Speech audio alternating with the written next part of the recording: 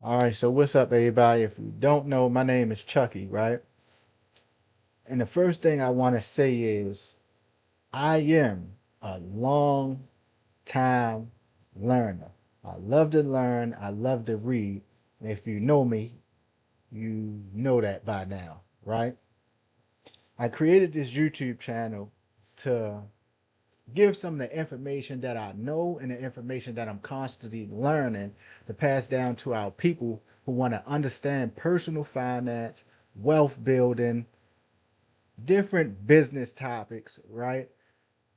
Anything revolving around the creation of building wealth because there is a big wealth gap. And I think the main reason is because of the education that is not taught in many schools, right? So what I want to do is try to break these topics down as simple as possible, right? So this first course that I'm going to give to you today is going to be an introduction to stocks and investing.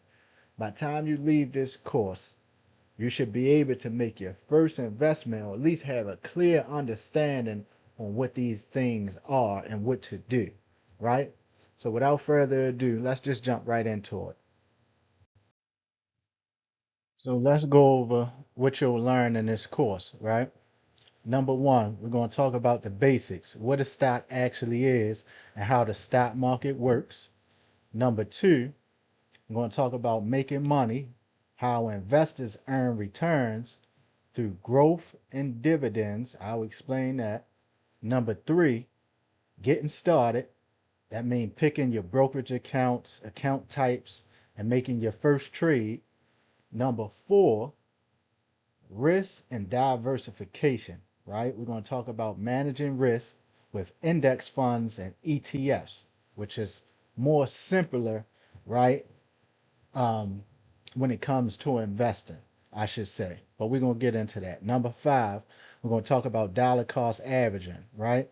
A repeatable monthly system for investing on autopilot so you don't have to think about it and just build wealth over time, right? Without having to sit there and watch it 24/7. And number six, we're going to talk about building the habit, right? Avoiding common mistakes and staying consistent. Let's go. So part one, foundations, right? What is a stock? Understanding ownership before you own anything. Okay, so let's talk about what is a stock or a share. That's the same thing. If you hear share or you hear stock, it's the same thing. So what is it really? A share of a stock is a small slice of ownership in a real company. When you buy one share of a business, you legally own a tiny piece of everything that that company owns. Its buildings, its products, its future profits, right? Companies split their total ownership into million of these small pieces called shares or stocks, right? So that ordinary people like me and you, not just billionaires and millionaires, can buy in for a piece of a single share. Now, here's an example, right? You see this circle right here. Let's just say that's a company. A company split into millions of shares on the stock market. And let's say this orange or yellow part is your one share, or maybe 10 shares, whatever it is, or 10 stocks, same thing, right? You own a small piece of that company. So if this company we talking about right here, this circle, let's say that was Apple. So you own a piece of Apple if you own a stock or a share, right? Now let's move on. So let's talk about why do companies sell shares or sell stocks, right? Same thing, remember. So companies need money to grow. They need money to build factories, hire people, develop new products, maybe move into a new territory or new market. Maybe they need to get over into India and open stores, right? Instead of only borrowing that money from banks and owing a whole bunch of interest on it, what these companies do is sell small pieces of itself to investors through an IPO or initial public offering. Now, let me explain that. So, just because when you ride down the street and you see a business, it does not mean necessarily that that business is on the stock market. It's a process they have to go through and meet some qualifications before you can actually become a company that's on the stock market. And through this process to become or get your company on the stock market, that's called an IPO, initial public offering, right? It speaks for itself. So initial public offering. Now you open to the public on the stock market. So the company starts off private, right? All founders usually own 100% of the company. Then you have to meet some qualifications. So just like Walmart is on the stock market, Walmart once upon a time was a private company, had to meet some qualifications, and they IPO'd, and now it's on the stock market where you can invest in Walmart. Same thing with Apple, same thing with Google, same thing with Tesla, right? So every business, remember that, every business that you see does not necessarily mean it's on the stock market. They're privately held companies until they meet or they want to go public. Some people don't want to go public, right? But that's nothing you have to worry about. But I thought I would just give you that information so you get a clear understanding on what's going on. So essentially, a company needs money to grow.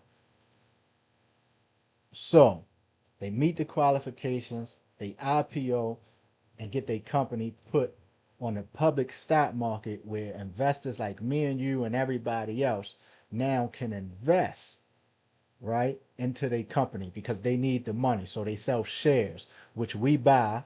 We buy the shares, which is investing into their company. And now they can buy more things like more factories. They can hire more people. They can develop new products, right? Research and development, all these things. This is why companies sell shares or stocks.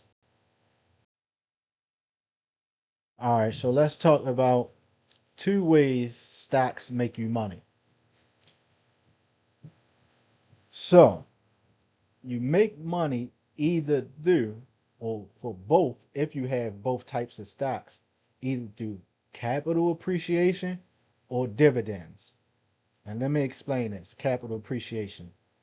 You buy a share at one price and you sell it later at a higher price. It's just that simple, right? The difference is your profit. This is the growth investors are usually chasing. A $50 share that grows to $80 hands you a $30 gain per share.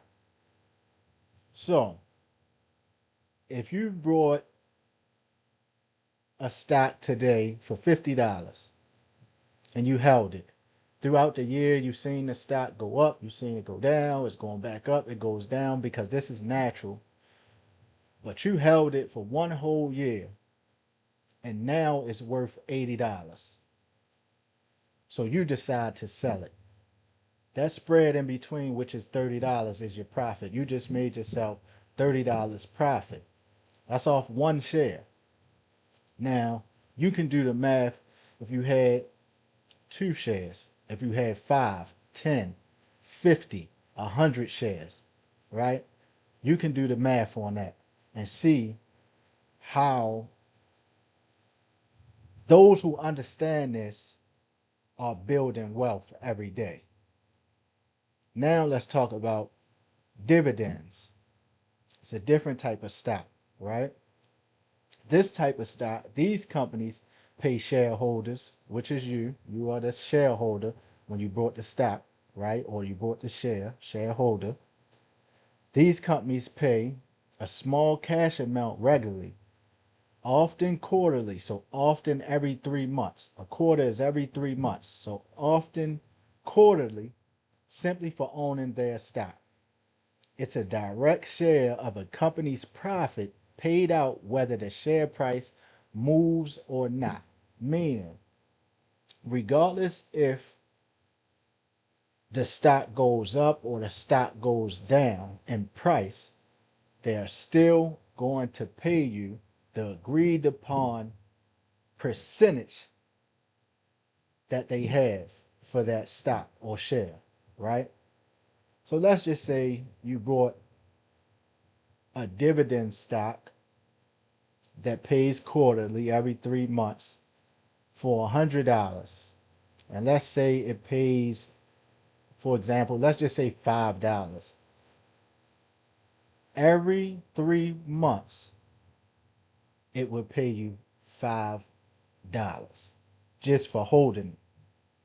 So if you sell it, then you don't make any more money, right? But just for holding that one stock, or if you got multiple of these stocks, just like I explained with capital appreciation, if you got one, if you got five, if you got 10, 15, 20, 100 of these stocks, that's 100 times five every 3 months, just for owning and holding these stocks.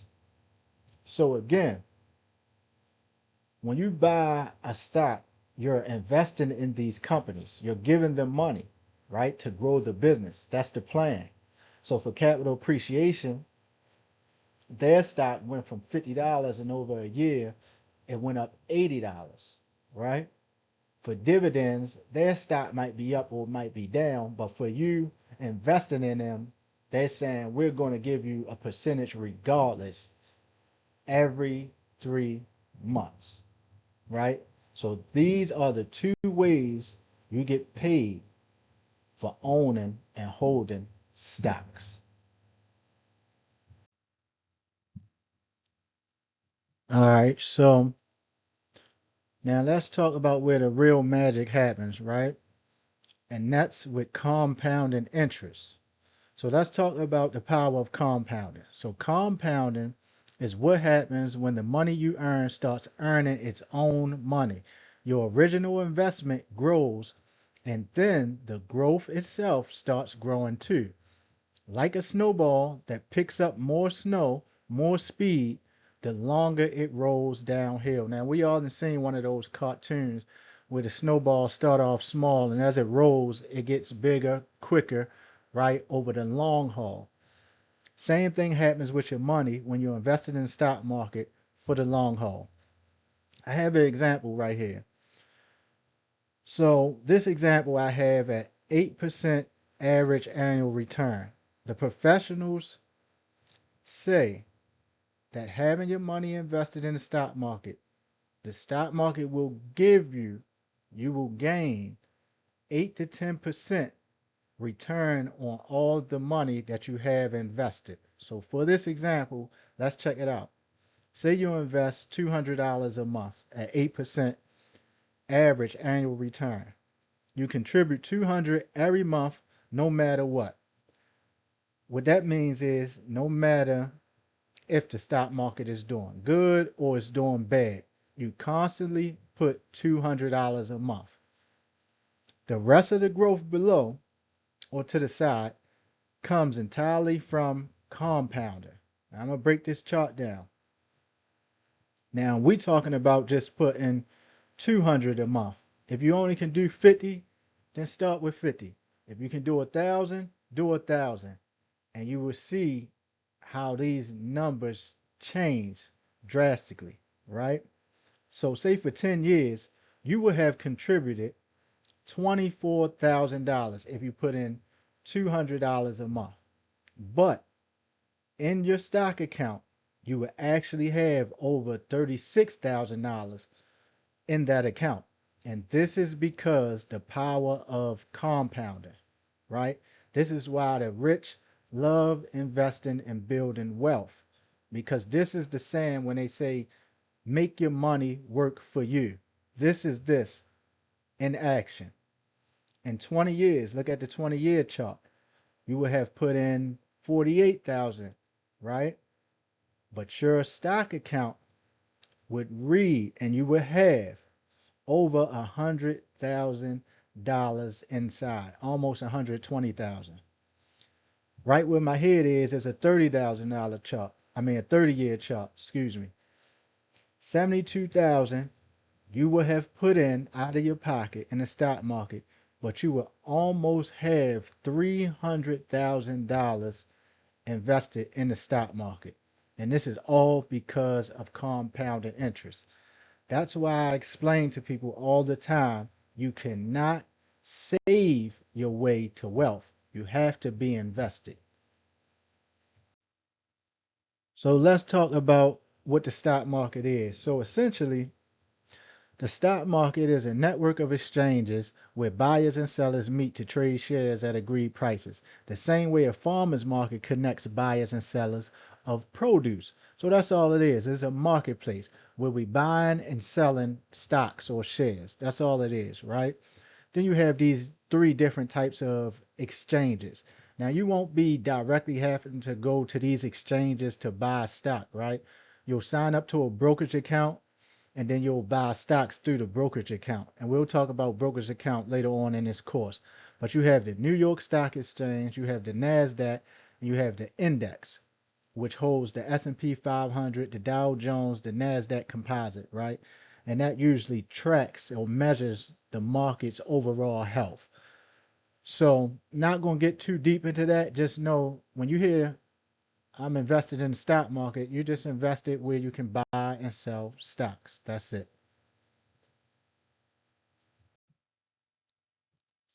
So let's talk about some key terms to know.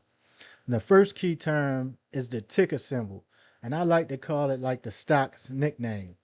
All it is a short letter code used to identify a stock. So for example, Apple, to identify that, its ticker symbol would be AAPL.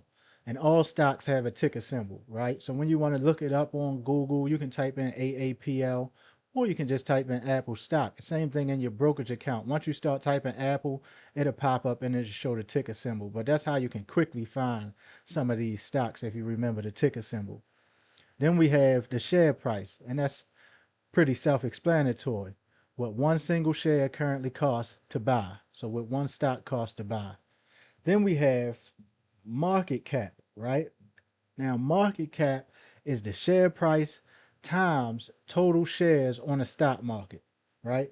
So, for example, let's say a company has 10 million shares on the stock market, and each share costs $50. Its market cap would be $500 million, right?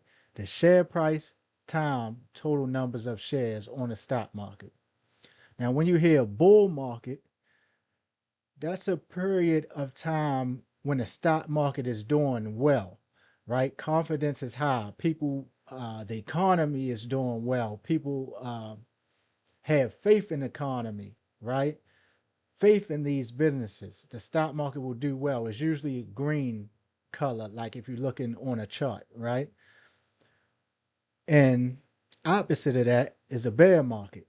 It's usually when confidence is low, when the stock market is falling below 20%, right? It's usually red. It's usually called, I like to call it blood in the streets.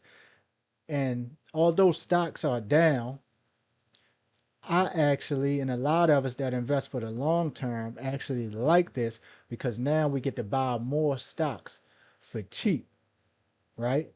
And that's a whole nother topic. Then you have a portfolio. Your portfolio is just a collection of your investments, whether you have a bunch of silver, gold, stocks, real estate, a business, right? This what makes up your entire portfolio. So these are just some key terms to know. So now we're going to talk about opening your first account and going over some of the different types of investment accounts. So let's talk about where to invest. And actually, that's completely up to you. You can invest in all of these if you want to, right? It's just completely up to you. But for the sake of this course, I'm talking about a brokerage account. Directly having a brokerage account, investing into the stock market, right, on a daily basis. So, you are taxed on your gains each year. We do live in America. Uncle Sam won his piece, unfortunately, right? It is best for flexible investments with no withdrawal restrictions. So, if you had a stock or some stocks for a year, 2 years, however long you held it, and then you sold them, that money will show up in your account a day or two later, and you can directly transfer that money straight into your personal account, right? Or wherever you want to transfer that. And it's no withdrawal restriction, so it's no penalty to do that in your regular brokerage account. Now, when you're talking about retirement accounts, there are rules and regulations. And maybe I'll do another course on retirement accounts, so I don't want to get too deep into that. But just know all of these accounts are investment accounts. So when you put your money in these accounts, your money is being invested in the stock market, right? But for the sake of this course, we're talking about an average everyday brokerage account to invest in stocks. Okay, cool. So let's move on. Let's talk about opening a brokerage account, right? So there's a few things you want to look for when opening a brokerage account that fits you, right? Nobody else. What you're looking for. You need to compare fees and see if this brokerage account charge you to sign up, charge you to trade. And when I say trade, I'm just meaning buying or selling stocks. That's considered a trade, right? What investment options does these brokerage accounts have? So that's some of the things you want to look for. Now, you have accounts from the OGs like Fidelity, Charles Schwab, Vanguard, E-Trade, right? Big dogs, been around for a long time, solid choices. But you have fairly new platforms or brokerage accounts like Robinhood, SoFi, and Webull, which I believe are more beginner friendly.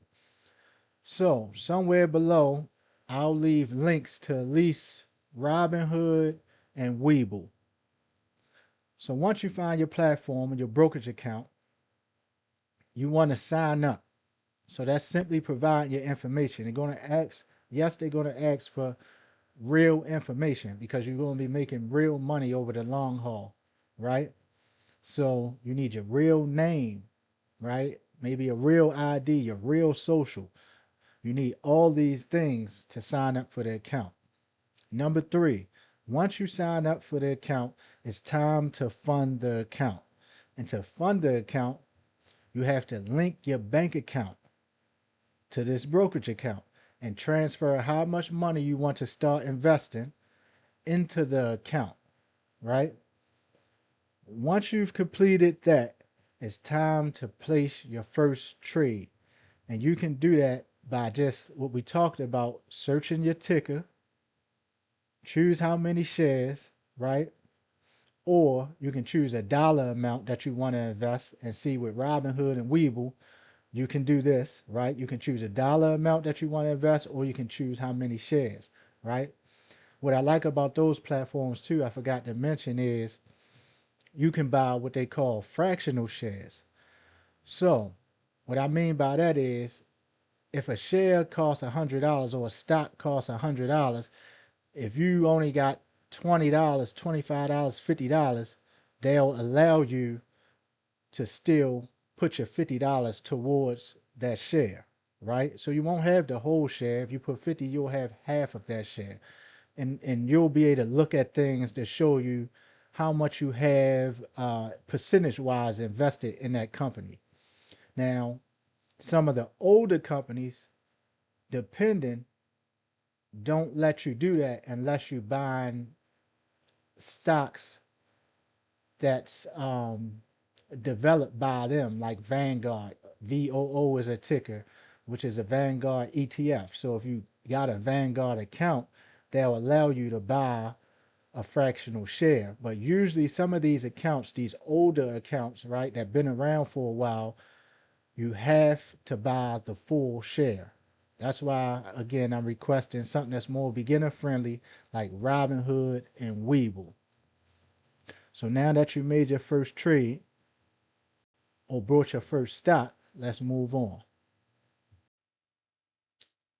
Okay, cool. So let's talk about understanding risk and return. This is important. I want to say this first before I get into it. Never, never, ever, ever, ever invest more than you can afford to lose ever in your life, right? We're not gambling. We're investing. We're being strategic. We're trying to be smart with our money, right? So never in your life invest more than you can afford to lose because we're not planning to lose. But it may be or it will be a time throughout your life you will lose some money, right? The bigger the risk, the bigger the reward. The lower the risk, the lower the reward, right? So every investment carries some level of risk. The chance your money could lose value, especially in the short term. That's why we're investing for the long term over 5, 10, 15, 20, 25, 30 years, right? Generally, investments with higher potential returns carry a higher risk, and safer investments offer lower potential returns. To the left, we got lower risk. To the right, where my head is, or my face, we got more higher risk and everything in between. Savings account is the first one. And the reason for that is banks don't give you a whole bunch of interest on your money in the savings account. That's why I mentioned earlier you cannot save your way to wealth unless you're making a whole bunch of money, right? Quickly, but you still would need to be invested. You can't save your way into wealth. Second is bonds. Bond is an investment where you lend money to the government or a company in exchange for regular interest payments and the return of your original principal when the bond matures, right? So that's the next safest thing. But again, no big returns. Now in the middle, which I enjoy, you have index funds and ETFs. I like those a lot, and we'll get into exactly what ETFs and index funds are later in this course, right? If you don't already know. But they're safe and they have some growth. So they sit right in the middle. I like them a lot, right? Then you got individual stocks. Like we talked about, Apple is an individual stock. Google is an individual stock. Tesla, higher risk, but you can get a higher return. And then you got speculative investments in crypto, right? Or crypto. So very high risk because we don't know what might happen with it. But if it pops, it pops. Like Bitcoin, those who had that Bitcoin early on, right? They billionaires and millionaires. But you just don't know with that investment, right? Higher the risk, higher the return. So I mentioned um, ETFs, right? So let's talk about don't put all your eggs in one basket. And pretty much that just means you need to have diversification. Diversification means spreading your money across many different investments so that one company's bad quarter doesn't sink your whole portfolio. The easiest way to diversify, and what we talking about today in the stock market, right? Instantly is through index funds and ETFs, exchange traded funds. A single purchase that gives you a small slice of hundreds or even thousands of companies at once. So let me explain this. So say you got one single stock. Let's say you got 100 of Apple. That's high risk because Apple is a good company, but you only have 100 of this same company. So if it has a bad quarter where it reports its financials or maybe iPhones didn't sell or any products didn't sell from Apple well, and it reports that quarter, that stock drops. And because you had 100 of the same stock, your portfolio is down. Versus if you had a index fund or ETF. Now, something like a S&P index fund or ETF, right? Spread your investment across 500 of the largest companies. So, for example, a S&P 500 ETF, it could have Apple inside of it. It can have Google, Microsoft, Tesla, so forth and so on. Got 500 companies in there.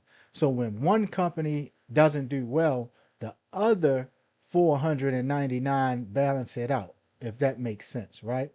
So a stock and an ETF, you buy it the same way. Just when you buy an ETF, You can go to the ticker symbol, pull up the ETF, and you can see all the hundreds or thousands of companies that's involved in this one ETF.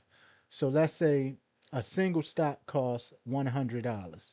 You're just buying that one stock for that $100. Let's say this ETF costs $100. Now your $100 is spread percentage wise across hundreds of companies, but you have that one ETF. So it doesn't fluctuate a lot. It still rises, but it doesn't take a major hit, whereas a single stock could take a major hit, right? And that's not to say single stocks are bad. You can have a mixture of single stocks and ETFs in your portfolio, right? You can have an Apple, you can have a Google, an Amazon, then you can have a S&P 500 ETF, right? So just remember that ETFs are more lower risk because the risk is spread out amongst 500 plus companies. Whereas if you buy just one stock, if anything goes wrong with that one company, then you have the greater possibility of losing money. So let's talk a little bit more about individual stock versus index funds and ETF. Both are things you can buy through your brokerage account, right? The difference is what you actually own when you do. Now, to the left, we have individual stock. To the right, we got index funds and ETF. So what you own under individual stock, you own a piece of one company. Whereas to your right, you can see with an ETF, you own a slice of many companies in one purchase. The risk level for individual stock is higher, right? Because that money is tied to that one company's fate. So whatever happened with that one company, that's what your money is tied to. Versus with an ETF or index fund is lower because it's spread across the entire stock market or sector. So when I say sector, I mean you can pick an ETF based on its sector. So you can pick one that's just general and have a bunch of um, companies inside, or you can pick an ETF based on its sector, based on healthcare. If you enjoy healthcare or you believe healthcare is doing well, you can pick one based on technology if you believe technology will do well. That's sectors, right? So the research needed for individual stock, you usually need to do some homework, right, on that business. Versus an ETF, you still need to do some research, but it's minimal. Same thing here, back over to individual stock. The typical goal, a targeted bet on a specific company, right? ETF and index fund, it's steady growth that tracks the overall market. Individual stocks are best for investors who enjoy researching companies.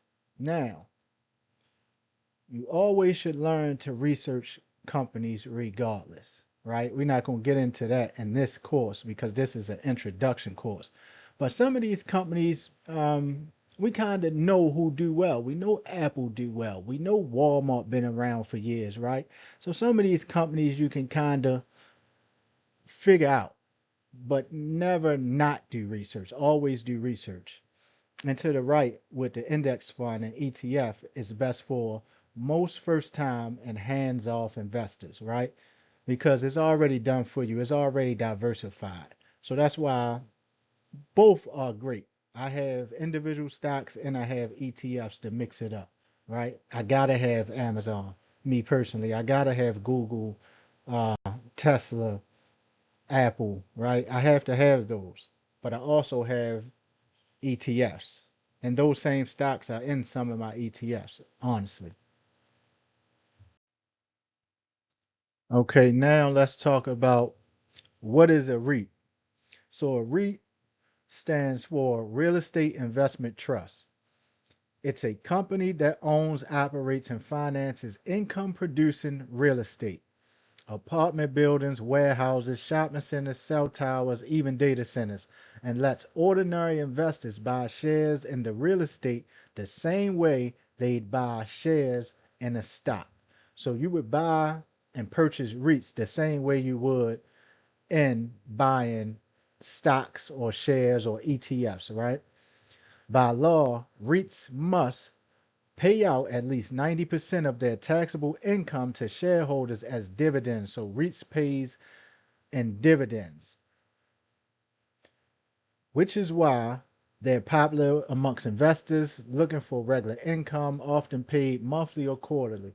So again, REITs pay in dividends either monthly or quarterly. Remember, quarterly is every 3 months, right?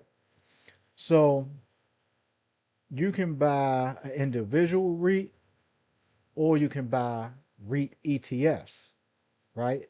Remember what I explained about the ETFs and the individual stock. The same thing applies for the REITs. So why investors use REITs? Majority of the time, real estate exposure without buying or managing property yourself. This is a major component into buying REITs because you don't have to buy the physical real estate and go through all the things necessary for owning physical real estate, managing, building, developing, zoning, permits, right? So these REITs are companies who, of course, we're investors. So if we buy a REIT, we invest it. They take the money and buy the real estate, manage the real estate, go through all the zoning, find the land, build the real estate, etc. So this is a good way to get your hands on real estate in all actuality being hands off, if that makes sense, right? It's added diversification alongside stocks and bonds and easy to buy and sell, unlike a physical real estate property. So a REIT is another great avenue that you can buy directly through your brokerage accounts.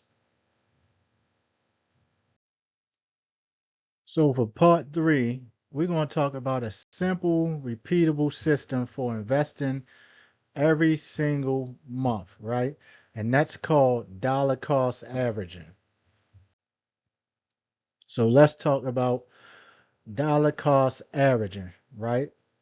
One of my favorite techniques, and a lot of investors' favorite techniques, right?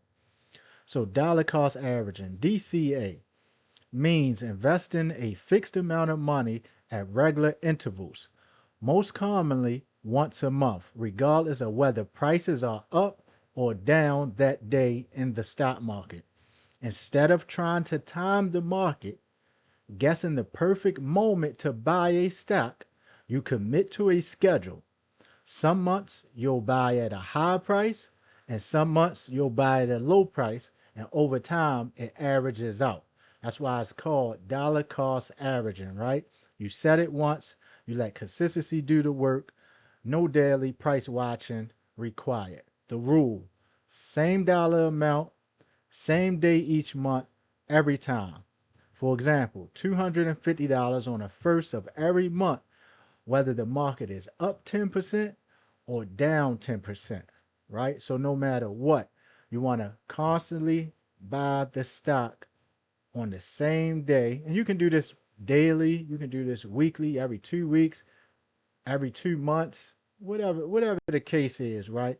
But try to get consistent. Same dollar, same day each month, every time, and be consistent in your purchases. Okay, now let's talk about how monthly dollar cost averaging works. Here's a worked example I put together, right? And I can touch on something else when I go through this, but let's just go through it first. Invest in a fixed amount of $200 a month. Let's say on the first of the month, we buying a stock. Let's say we buying Apple, right? Whose price fluctuates over the next 6 months. All stocks are going to always fluctuate. Some days they're going to be doing good. Some days they're going to be doing not so good, right? So we got January to June. That's 6 months. Look at January. We invested 200 on the first of the month. The share price was $20. So we ended up getting 10 shares. Now next month, February, we put another 200 in there on the first of the month again. But now the stock is down $16, but we buy it anyway. But actually, although the stock is down, not doing so well, we actually was able to buy more. If you remember, I said the bear market we call, or I like to call, blood in the streets, which I like to see because I get to buy the stock at a discount price. Now I'm getting more shares. See, I'm in it for the long haul. So when it go down, every so often, it doesn't bother me because I know it's going to come back up over time because I'm holding it over time. Now look at March, right? Same thing. Price was $25 this time, back up. We was only able to get 8, but that's good. Look at March, $18. We was able to get 11. May, 9 of them. June, we got 10, right? So look at this at the bottom, the total. You invested 1,200 over the 6 months. The average was a little over $19 is what you paid per share on average because it's dollar cost averaging and it averages itself out, right? And you got over 61 shares. This is important. And this is what I like to tell people. You don't lose money even if the market down until you sell the stock. You follow me? Look at the first 3 months. If you bought that stock at 20 in January, and then you seen that it went down, oh, it ain't doing too good, so it went down, it's at 16, let me sell. Then you lost $4 per share because you sold it. But if you would have held it, brought some more, and then look what happened the next month in March. It popped up over $20. Now it's 25. You don't lose money in the stock market until you sell. If you sell while it's down, then you lost money. It can be down all at once, but if you hold it and you got a great company, you did your research over time, it will bounce back up. That's why I promote investing for the long haul. I'm not talking about day trading here. I'm talking about solid investing, right? For your future, to have some money in your pocket, some good money, and not costing you that much out of your pocket every month, right? 200, 1,000. Some of you can afford more or less, but do something, right? And over time, your investment will grow. So again, this is what I just explained about the last slide. So why buying more when prices dip matters. And when prices go down, that's what we call the dip. And most people you'll hear say, buy the dip, buy the dip. So we don't panic when prices go down. We buy more. Because you invest the same dollar amount every month, a lower share price automatically buys you more shares. A higher share price buys you fewer. This built-in behavior smooths out the ups and downs of the market without you having to predict anything. You're never trying to time or predict the market. You just need to be in the market. That's why they say never try to time the market. It's more about time in the market, meaning how long you've been in the market. That's where you're going to see your growth and your potential at, right?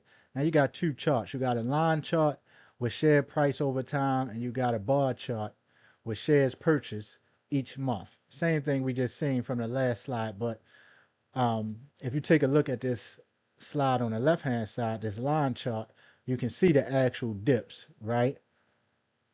And you definitely want to buy the dip if you can. Sometimes whenever you're buying it every month at that same time, it might don't hit on that month, but you trust me, you're definitely going to catch some dips if you invest in for the long haul.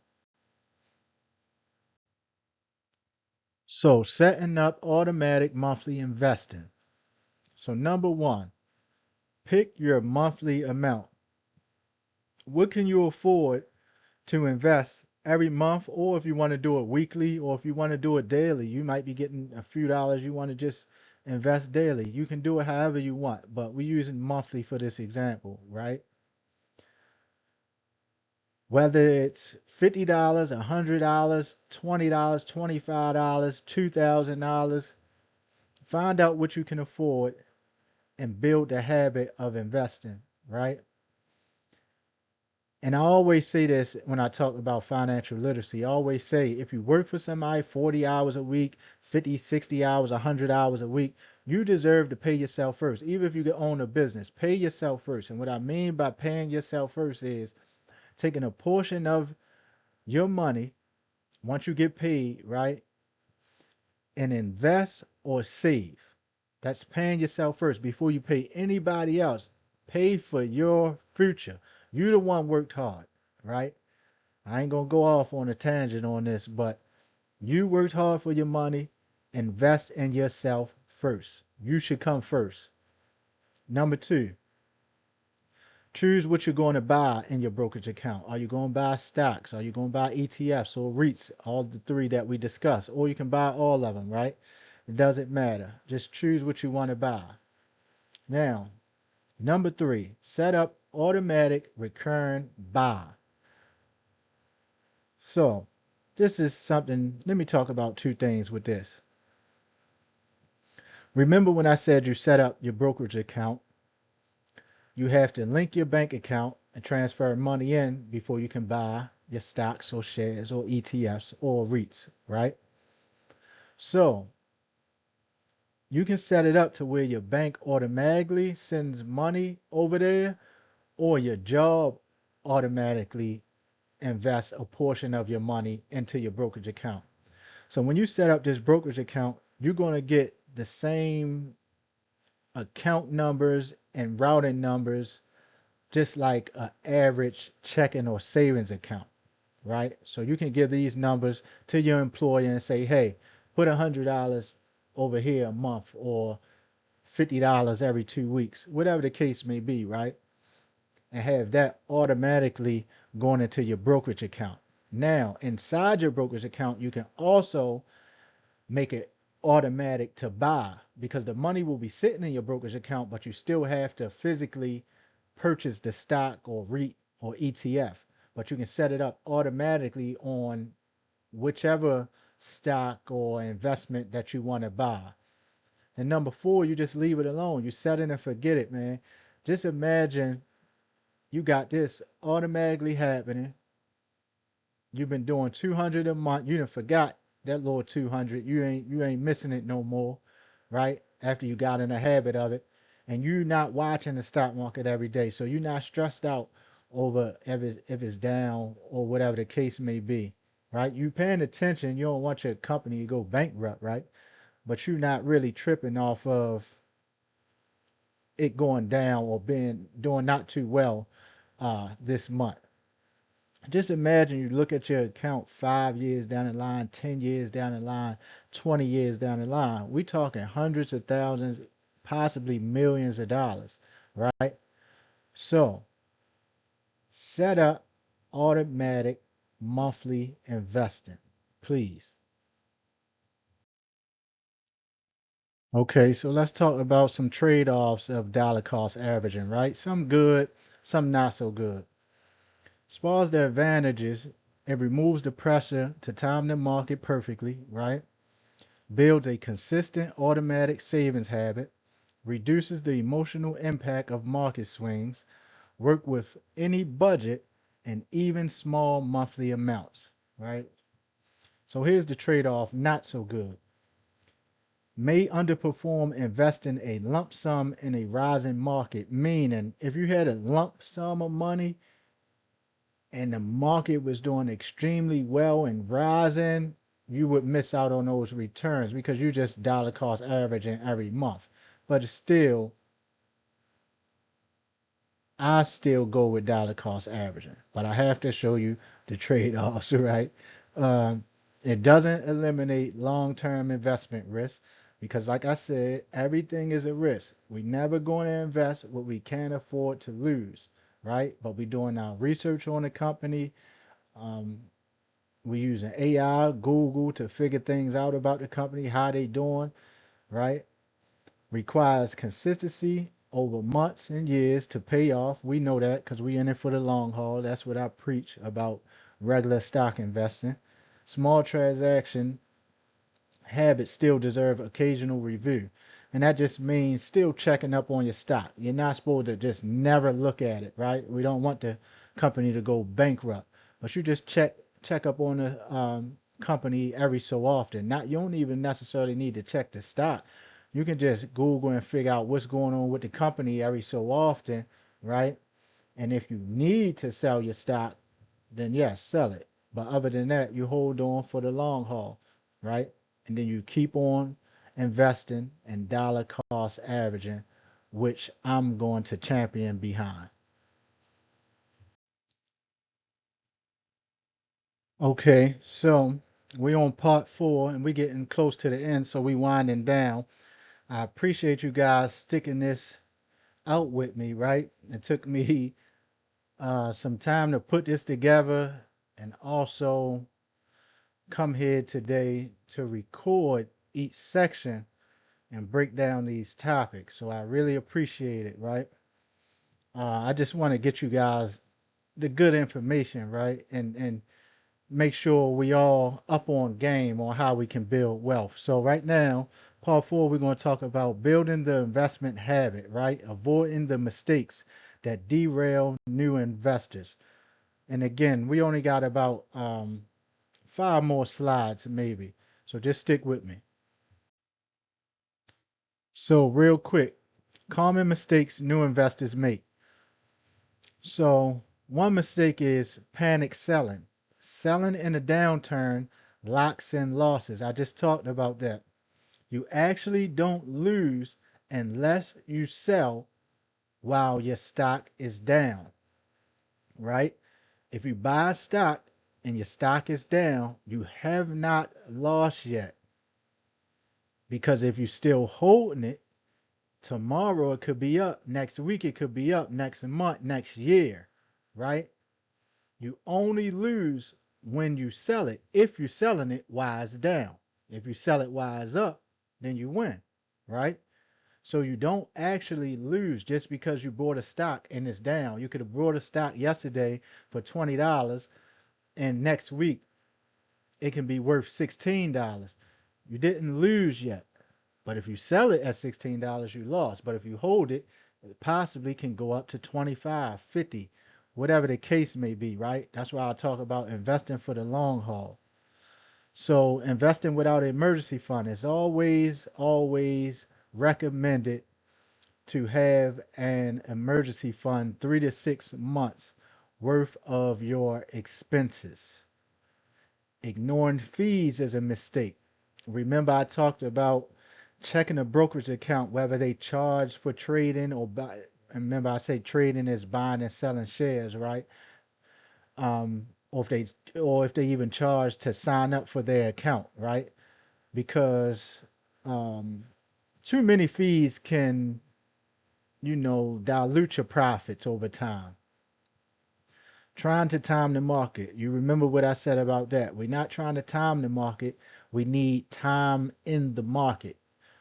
That's why I say the earlier you can get started, but no matter what your age is, you should get started. But the earlier you can get started and be investing for the long haul, the better off you will be. Chasing hot tips. Everything that's shown to you online on the internet is not real all the time. I'm not saying all information is bad, but what I am saying is make sure you do your due diligence and do your own research on what somebody is saying and telling you. It's a lot of things going on with this, right?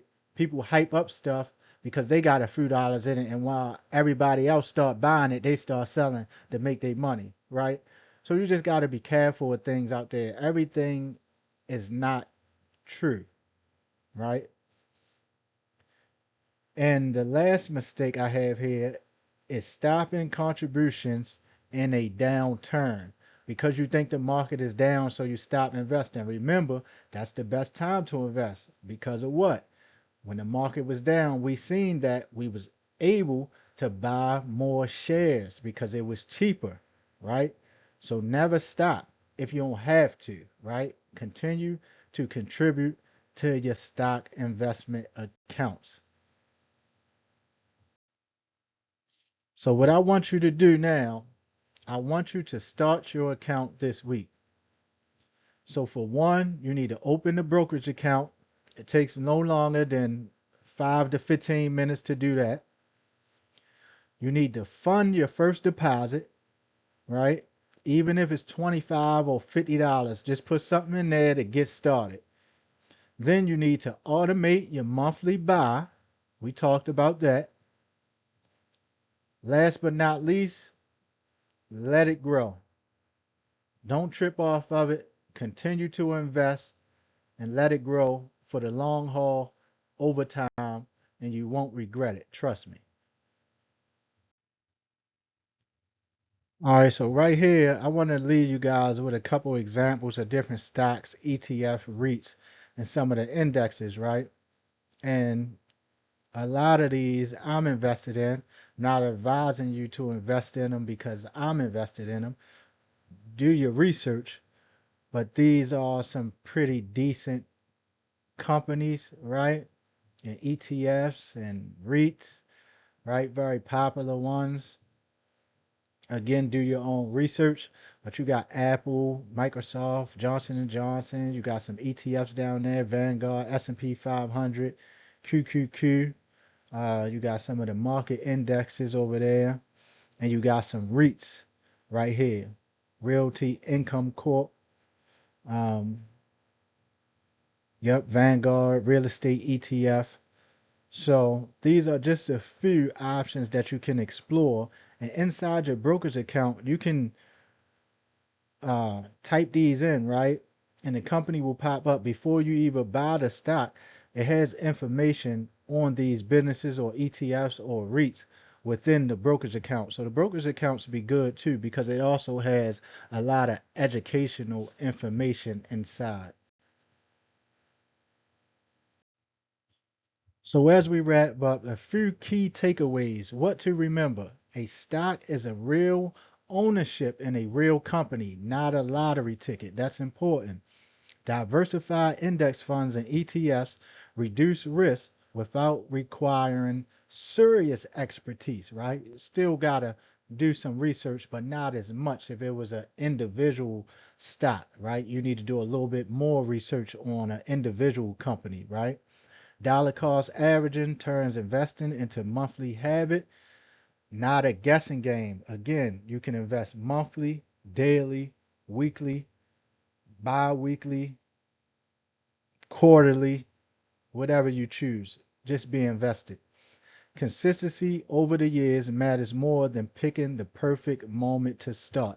Can't stress that enough. And number five, the biggest risk to most new investors is their own reaction to a market downturn. Remember, just because the market is down does not mean you should sell at that moment. Remember, you really don't lose until you sell. If you sell while your stock is down, then you will lose. If you hold it while it's down, you have a greater probability of that stock potentially raising back up and going even higher over the long haul. Okay, well, we made it to the end, right? And I appreciate you guys for watching this video. I hope I gave a great deal of information that you can use today after watching this video, right? Um, I'm going to leave in the description the two brokerage accounts links to Robinhood and Webull. Going to put them below. I need you to share, like, subscribe if you haven't already, comment, leave a comment definitely if you liked it, if you disliked it. You know, if you want to hear me speak on a different topic or go deeper into investing, just let me know in the comments below. And as soon as I can, I will put something together for you guys, right? And I'm getting tired. I need to lay down now, man. So until next time, get busy. You hear me?